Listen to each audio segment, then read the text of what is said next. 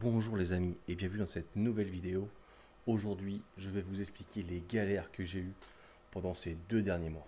Alors, pour tous ceux qui sont au courant ou pas au courant, euh, il y a 2 mois, j'ai eu une fracture du coude, donc ça m'a vachement handicapé pour pouvoir m'occuper de mon bac. Et donc, je vais vous expliquer un peu en détail les galères que j'ai eues et comment je vais essayer aujourd'hui de les résoudre. Donc, si ça vous a plu, si ça vous a renseigné, n'hésitez pas à nous mettre un petit pouce bleu, à vous abonner à notre chaîne YouTube et de partager sur les différents réseaux sociaux. Allez, on commence tout de suite la vidéo. J'ai eu une fracture du bras au tout début du confinement, donc là ça va faire à peu près 2 mois, et là je commence gentiment à m'en remettre, donc j'étais un peu handicapé pour pouvoir faire tout ce qui est test et compagnie. Alors pour vous synthétiser rapidement, donc il y a 2 mois, fracture du coude, claque, le bras comme ça, j'ai pas pu bouger, donc je pouvais pas faire ni mes changements d'eau, ni mes tests, c'était compliqué à une main, donc galère. En premier lieu, ce qui a été compliqué, c'est de faire mon eau osmosée. Alors, au tout début du confinement, j'avais pas la possibilité de changer en fait ma résine déionisante. Pourquoi? Parce qu'il y a une cartouche à enlever et je pouvais pas du tout la dévisser. Or, mon eau au TDS-MET, sur la fin du confinement, sortait autour de 5. Impossible de l'enlever, j'avais pas de clé, je pouvais pas l'enlever, donc j'étais obligé de faire de l'eau un peu pourrie, malheureusement. Et donc, ce qui m'a généré des silicates, et donc ça m'a aussi, forcément quand on met de la mauvaise eau au quotidien, j'ai un peu de merdouille, hein, type cyano. Après les tests, j'ai pas pu trop les faire, donc augmentation de la densité. Et comme la densité a augmenté, forcément réaction en chaîne, pas mal de galères, baisse du calcium, baisse du magnésium. Donc là, je suis en train doucement de résoudre le problème. Alors la première action que j'ai faite, donc batterie de test. Une fois que les tests ont été faits, je me suis dit quelle réaction je vais pouvoir apporter à tout ça. Donc je vais vous expliquer concrètement comment j'ai fait. Alors pour tous ceux qui sont au courant ou pas au courant, euh, il y a 2 mois j'ai eu une fracture du coude, donc ça m'a vachement handicapé pour pouvoir m'occuper de mon bac. Et donc je vais vous expliquer un peu en détail les galères que j'ai eues et comment je vais essayer aujourd'hui de les résoudre. Donc, si ça vous a plu, si ça vous a renseigné, n'hésitez pas à nous mettre un petit pouce bleu, à vous abonner à notre chaîne YouTube et de partager sur les différents réseaux sociaux. Allez, on commence tout de suite la vidéo. Donc, pour vous synthétiser un peu, j'ai eu une fracture du mois, j'ai eu une fracture du bras au tout début du confinement. Donc là, ça va faire à peu près 2 mois.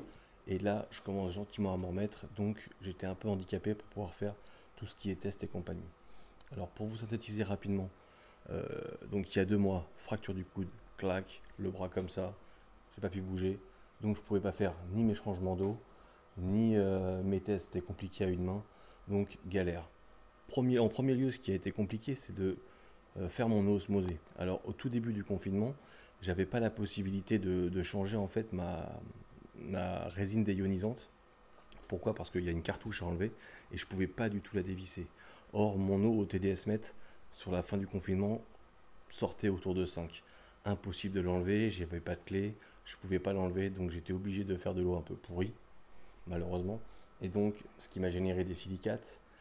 Et donc, ça m'a aussi, forcément, quand on met de la mauvaise eau au quotidien, j'ai un peu de merdouille, hein, type cyano. Après les tests, j'ai pas pu trop les faire, donc augmentation de la densité. Et comme la densité a augmenté, forcément réaction en chaîne, pas mal de galères, baisse du calcium, baisse du magnésium. Donc là, je suis en train doucement de résoudre le problème. Alors la première action que j'ai faite, donc batterie de test. Une fois que les tests ont été faits, je me suis dit quelle réaction je vais pouvoir apporter à tout ça. Donc je vais vous expliquer concrètement comment j'ai fait. Donc, la première étape, je fais mes tests et là je me rends compte de quoi? Que ma densité est énorme. J'ai été monté à 1029 en densité. Donc je vous laisse imaginer un peu la galère. Donc qu'est-ce que j'ai fait? C'est très simple. Dans le bac, chaque soir, j'enlève un peu d'eau. D'accord? J'enlève à peu près entre 5 et 10 litres par jour pour que l'osmolation permette de baisser la densité. Donc ça, c'est la première réaction que j'ai faite parce que si votre densité est mauvaise, forcément, vos tests ne seront pas fiables. D'accord? Donc, première chose à faire, on contrôle la densité. J'ai contrôlé la densité, j'ai vu que, voilà, 1029, galère, blablabla. Donc, je commence à baisser la densité progressivement, gentiment. Voilà, il ne faut pas passer de 1029 à 1025 en l'espace de 2 jours. autant les coraux et les animaux peuvent s'habituer à une montée progressive d'une densité ou à une baisse progressive d'une densité.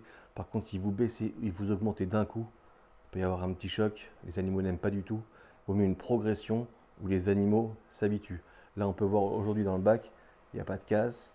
Les coraux sont grosse perte de couleur, mais par contre, j'ai eu aucune perte au niveau des coraux ni des poissons. La seule chose qui est restée positive, c'est que mon KH, lui, n'a pas bougé. Avec mon KH Director, hop, ça reste lisse, ça bouge pas, c'est propre, c'est clair, nickel. Allez, nous voici maintenant vraiment devant le bac et je vais vous montrer un peu ce qui se passe. Donc voilà un peu, là on voit les traces de cyano directement qui sont dans le bac. Alors, j'ai vérifié mes tests. Au niveau des nitrates phosphate, c'est pas un déséquilibre vu que je suis à 0 et 0. Alors là, j'ai pris la décision aussi d'augmenter gentiment les phosphates et les nitrates parce que ça peut être aussi quand un bac est trop ligotrophe, vous pouvez avoir des traces de cyano. Donc là, on voit bien qu'il y a de la cyano. Donc je vais régler ça gentiment. Je vais rajouter un peu de bactéries. Je vais aussi voilà, monter un peu mes nitrates et mes phosphates. Après, la grosse galère que j'ai aussi dans le bac actuellement, ça j'ai depuis un moment, c'est la Cervera. La Cervera, vous voyez ce petit corail mou que l'on peut voir là. Le Cervera, c'est vraiment une galère. Vous voyez, en fait, c'est un espèce de corail mou qu'on voit ici là, qui pousse par ramification sur les roches. Ça, c'est une belle galère. La seule chose pour s'en débarrasser apparemment, c'est une petite demoiselle noire. Mais là, on voit, ça commence à envahir les pierres. C'est vraiment, vraiment, vraiment relou. On voit bien par exemple que sur le pied d'acropora là qui est ici, vous voyez, ça colonise même. On voit bien, ça colonise les morceaux morts. Vous voyez, c'est monté tout au long de la tige. Ça, c'est une vraie galère pour s'en sortir. C'est vraiment chiant. Donc, j'ai tout essayé. J'ai essayé de l'Eptasia X. J'ai aussi essayé un produit de la marque Colombo. Et aujourd'hui, pour l'instant, je n'ai pas de solution pour me retirer la Cervera. Si vous avez une idée, je vous invite à la poster en commentaire. Ça me rendrait bien service. Parce que vraiment, je suis vraiment envahi de cette algue. Enfin, c'est pas une algue, pardon, c'est un corail mou envahissant. Donc ça, c'est vraiment compliqué à s'en sortir. Donc je vous invite, si vous avez une solution, à me la poster en commentaire. Donc voilà, on voit bien qu'au niveau des coraux, mon perte de couleur, ça c'est flagrant. Maintenant, à côté de ça, il n'y a pas de perte. Voilà, donc je pense qu'en augmentant la densité, là je vais tester aussi le protocole Elos, que je vous parlerai très bientôt dans la prochaine vidéo. Vous verrez, on va tester un petit peu de la nourriture pour les coraux, pour les animaux. Je vous ferai une petite vidéo là-dessus et je vous expliquerai un peu tout ça. Mais là, on continue dans les galères, donc baisse de densité. Il faut que je règle la densité, il faut que je contrôle le magnésium, le calcium et tranquillement, je vais pouvoir retrouver des paramètres stables. Changement d'eau, c'est très compliqué aussi parce que je ne peux pas porter, donc un peu la galère aussi. Je n'ai pas la possibilité de porter des bidons parce que voilà, avec un coup de cassé, on ne fait pas grand-chose. Donc je continue à régler les problèmes les uns après les autres. Il est important aussi, si vous avez des galères, de les traiter les unes après les autres et de voir la réaction de l'action que vous faites dans votre bac. Pour synthétiser cette petite expérience, on peut dire cette petite galère, donc attention à vos tests, c'est ça surtout la base. Attention à vos tests, que votre bac soit bien stable, contrôlez la densité, contrôlez bien vos paramètres, faites attention à que votre bac soit bien stable. Donc la galère, je vais la résoudre gentiment, pas d'action choc. Si vous avez un problème de densité, changez-la progressivement. Si vous avez un problème de calcium, de KH, ou peu importe le paramètre qui est en défaut, faites-le progressivement. Les animaux n'aiment pas être choqués. Il faut avoir une action qui soit vraiment progressive. Donc, aussi, j'ai pris une petite décision. J'en avais marre de galérer avec mon osmoseur parce qu'aujourd'hui, il n'est plus adapté à mon bac. À la base, j'avais pris pour un bac qui faisait 350 litres. Aujourd'hui, j'ai un 800 litres. Donc, je passe sur un nouvel osmoseur que je vous présenterai dans une prochaine vidéo. Parce que là, je mettais à peu près 8 heures à remplir une réserve d'eau qui faisait 70 litres. Aujourd'hui, c'est un peu compliqué de laisser les tuyaux comme ça dans la maison. J'ai pas le choix, donc je dois faire les tuyaux qui passent dans le salon et tout ça, c'est compliqué. Donc, j'ai pris la décision de changer d'osmoseur sur des conseils de notre ami FX. Et voilà, donc je vais changer ça. J'ai commandé chez le comptoir du Récif, donc je devrais le recevoir rapidement et je vous montrerai comment l'installer, comment lancer un osmoseur, la préparation et tout ça. Et voilà, je vous montrerai tout ça sur la prochaine vidéo. Maintenant, voilà, j'espère que ça va se résoudre facilement, que je ne vais pas trop galérer, mais logiquement, si je fais l'exaction comme je les ai prévus, il ne devrait pas y avoir de problème pour pouvoir changer gentiment la couleur des coraux, de faire enlever la cyano. Si toutefois j'arrive pas, je prendrai une mesure radicale que j'ai déjà faite quand j'ai commencé l'aquariophilie. J'avais un peu de cyano, j'ai fait un petit traitement d'ASBio et la cyano avait totalement disparu. Ça sera le cas ultime, j'aime bien essayer de résoudre mes problèmes par moi-même.